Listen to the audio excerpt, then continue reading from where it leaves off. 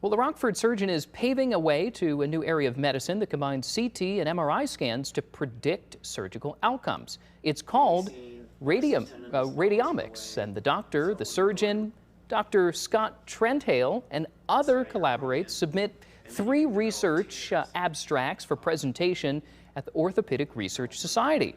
They say that radiomics can also help plan for shoulder procedures. It turns that information into mineable data, so ones and zeros versus a picture. And so in using radiomics, we can actually investigate things at a deeper level and come up with conclusions that we wouldn't be able to do with current methods.